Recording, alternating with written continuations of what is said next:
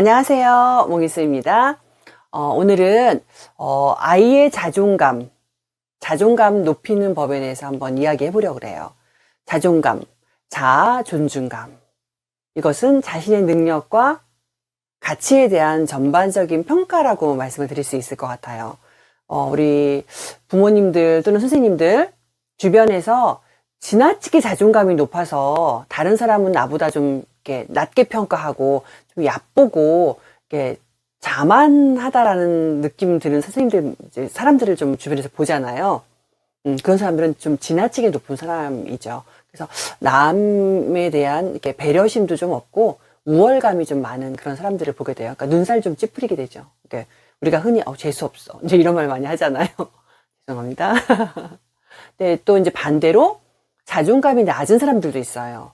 자존감이 낮은 사람들 대부분 특징이 보면은 뭔가 시도할 때 실패가 두려워서 뭔가 하려고 하지 않아요.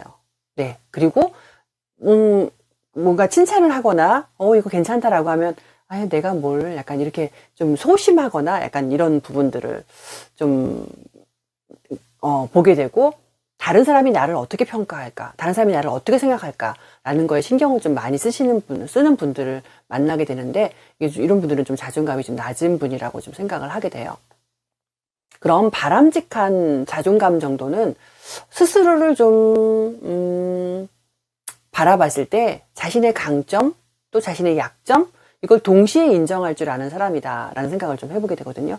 자신을 객관적으로 보고 공정하게 볼 수 있는 사람, 이런 사람들이 좀 자존감이 이제 적당하게 이제 바람직한 자존감을 가진 사람이다라고 생각을 해요.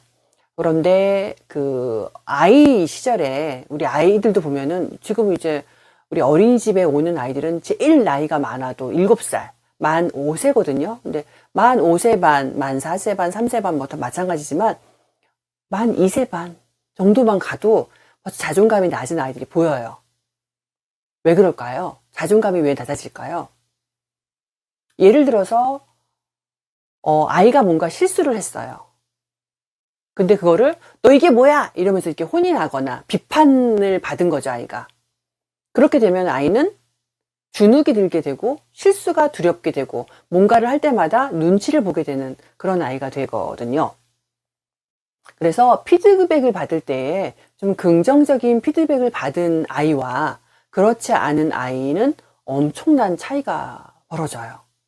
그러니까 예를 들면 우리 선생님들은 여러 명의 아이들, 그 또래의 여러 명의 아이들을 이제 만나는 사람들이니까 딱 보시면 알거든요. 이렇게 가정 환경, 그 아이를 둘러싼 양육 환경이, 이 분들은 아이에게 정말 무한한 긍정적인 어떤 피드백을 많이 해주시는구나. 또 지나치게 많이 해주시는구나. 또 여기는 너무 부정적인 피드백을 많이 해주는 가정 환경인 것 같아 라는 거를 선생님들은 판단을 하시거든요.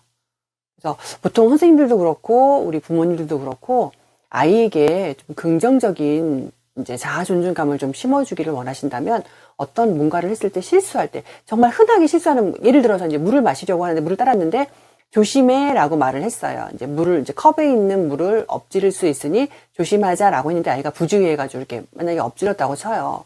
어른은 실수 안 하나요? 실수 누구나 하잖아요.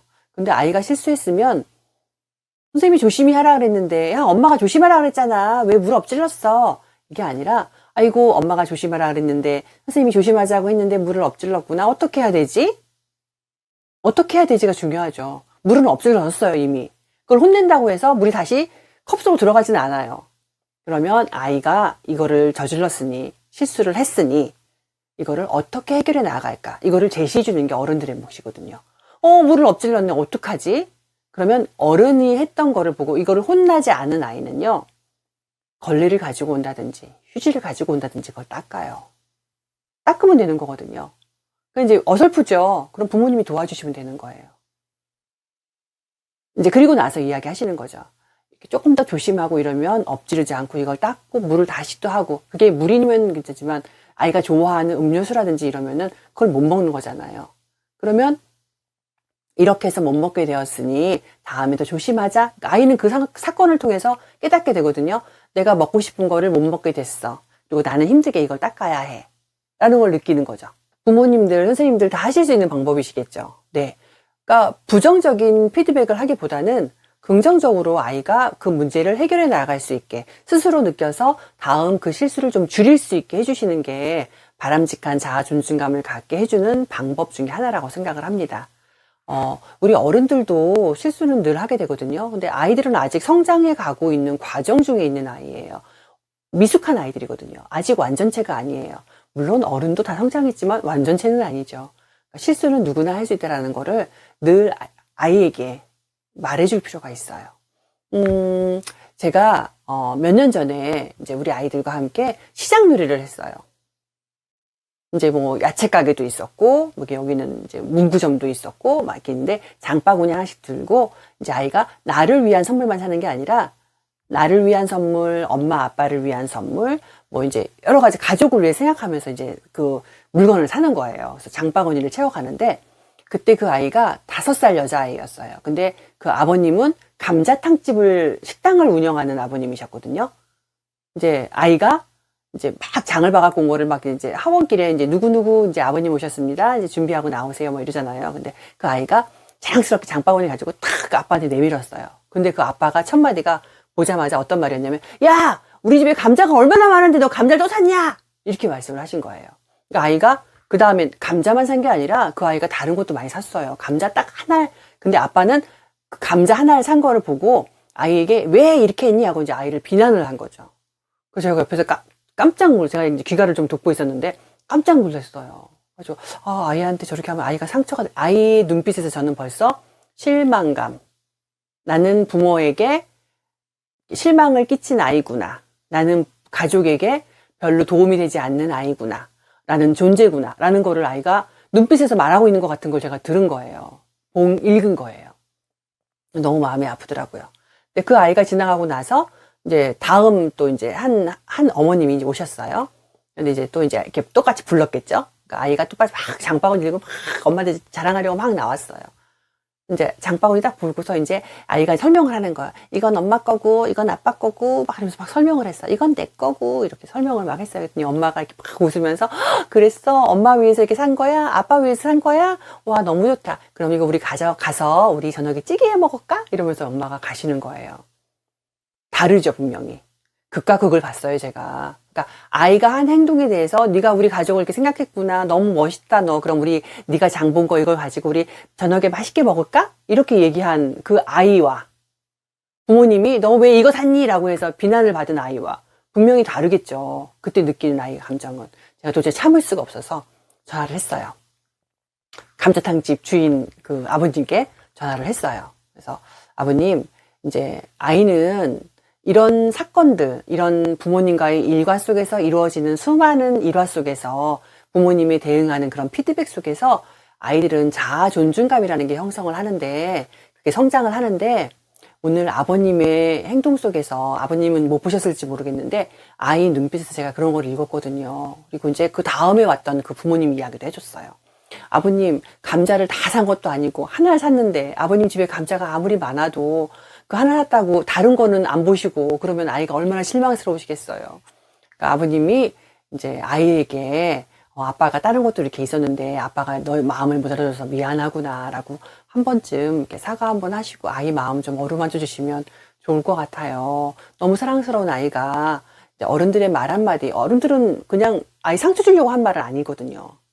근데 무심하게 뱉은 말 한마디에 아이가 상처를 받으면 그 아이는 이렇게 바람직한 자아 존중감을 갖는데 좀 방해를 받으니까 아버님이 사과를 좀 해주시면 어떨까요? 라고 이제 조심스럽게 말을 했어요. 근데 그 아버님 너무 훌륭하신 분이셨어요. 그 다음날 제가 이제 그 아이 반에 가가지고 이제 물어봤거든요. 어제 집에 가서 감자로 뭐 맛있는 것도 해먹고 막 이랬어. 그래서 여러 가지 꼬치꼬치 이제 물어보니까 이제 아빠가 미안했다라고 이야기했다라는 이야기가 중간에 나오더라고요. 그래서 우리 아버님 훌륭하시네. 그리고 그 다음에 귀가할 때 제가 이제 그 아버님께 다른 얘기 안 했어요. 그냥 이랬어요. 엄지척. 네. 부모님께도 그 아버님도 아빠로서 뭔가를 성장해 나아가는 부모 되어가는 그런 과정 중에 계신 분이잖아요. 그래서 제가 먼저 부모가 된 사람이었고 또 육아 전문가이기 때문에 그 아버님께 이제 그렇게 엄지척 한번 해드렸거든요. 이런 에피소드가 또 있었습니다.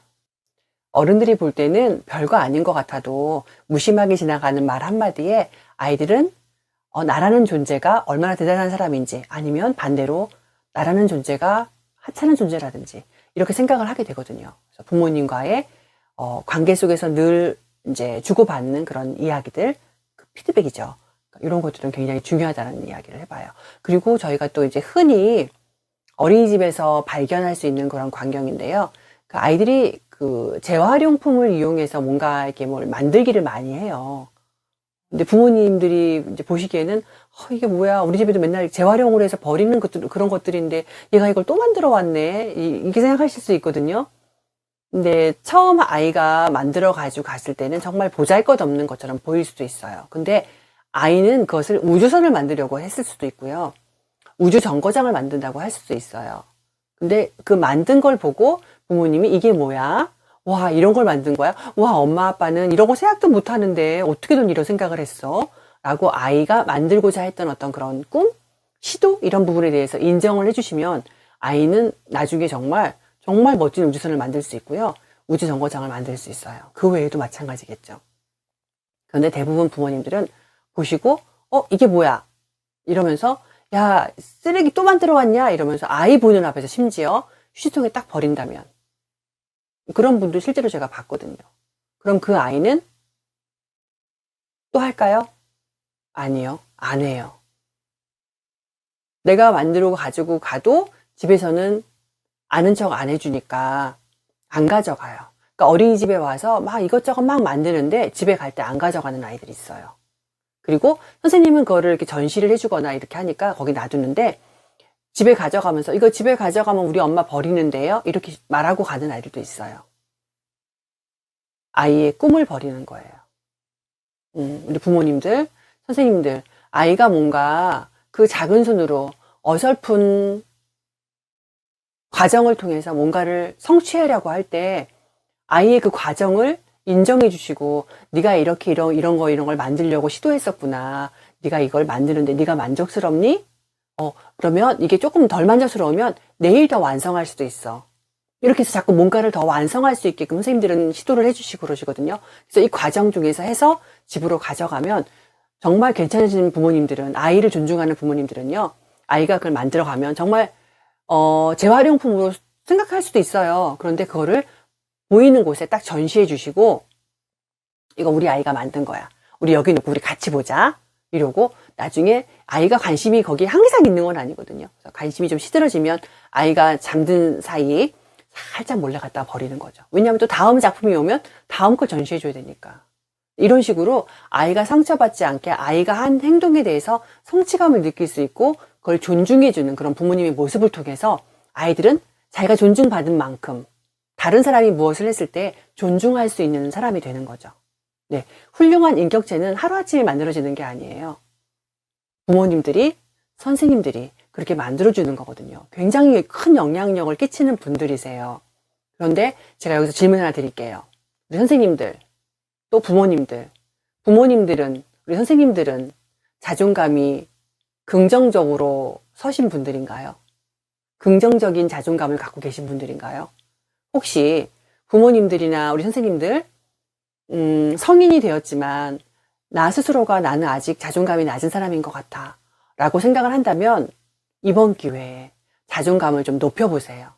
제가 아이들에게 했던 그런 거 있죠? 똑같아요. 실수는 누구나 할 수 있어. 나 실수할 수 있어. 실수 두려워하지 마시고요. 실수하면 어때? 다음에 또 잘하면 되지. 실수를 회복할 수 있게 해서 다음에 내가 이걸 줄이기 위해서 어떻게 해야 될까? 계획 세우시면서 하시면 돼요. 그리고 실수했다라고 해서 스스로를 못났다고 생각하지 마세요. 실수는 누구나 할 수 있는 거야. 다음에 더 잘하면 되니까 이거 더 잘해보자. 이걸 어떻게 하면 줄일 수 있지? 괜찮아. 그리고 실수가 두려워서 시도조차 해보지 않으려고 한다면 괜찮아. 시도하면 되지. 다시. 한 번 실수했어. 다음에 또 시도하면 되지. 나 다음에 또 도전하면 돼. 성공할 때까지 해보는 거야. 이런 식으로 스스로에게 격려하고 괜찮다 말을 해주시는 거예요. 이 세상을 살아가는 것 자체로 우리는 힘든 여정 속에 있거든요. 대단한 거거든요. 오늘도 하루 잘 살아냈어. 괜찮아. 내일은 더 잘할 거야. 스스로에게 용기를 주시면서 격려해 주시는 거예요. 그러다가 성공을 했어요. 성공을 했으면 다른 사람은 몰라도 스스로 칭찬해 줘야죠. 저도 스스로에게 칭찬하거든요. 수고했어 오늘. 잘했다, 잘했다. 토닥토닥토닥토닥. 스스로에게 칭찬하는 말도 많이 해요. 수고했어. 남들은 모르지만 내가 이것을 위해서 노력하고 애쓰고 한 거, 나 스스로는 알잖아요. 그래서 내가 스스로 느끼는 그 만족감을 찾을 때는 잘했다, 잘했다 칭찬해 주는 거예요. 그러면 이 칭찬은 다음 단계에서 뭔가를 또 도전할 수 있게 되고요. 도전해서 실패했을 때 다음에 또 하면 되지 하고 실패를 두려워하지 않게 되거든요. 그래서 뭔가를 또 이루어내면 다음 단계도 나가겠죠. 그러면서 굳어지는 사람이 되고 뭔가 자꾸 할 수 있다라고 하는 자신감도 갖게 되고요. 자존감도 따라서 높아지게 되는 거죠. 자존감이 높은 사람이 더 넓은 식견과 더 넓은 시선으로 이제 나에게 주어진 내 아이, 또 우리 반에 매정된 우리 아이들 더 사랑할 수 있어요. 더 넓게 이해하고 안아줄 수 있어요. 포용력 있는 사람이 되거든요. 부모님하고 선생님들이 아직 낮은 자존감으로 이렇게 좀 부정적인 어떤 그런 시선으로 아이들을 바라본다면 아이들에게 좋은 영향을 그만큼 줄 수 없잖아요. 선생님들, 부모님들 힘내셔서 나와의 싸움에서 내가 이겨나가고 나 스스로 인정해 주세요. 나 스스로 내가 인정해 주지 않으면 누가 나를 인정해 주겠어요? 내가 먼저 나를 인정해 주시는 분들. 자존감 이렇게 키우시는 선생님들, 부모님들 되시기 바랍니다. 감사합니다.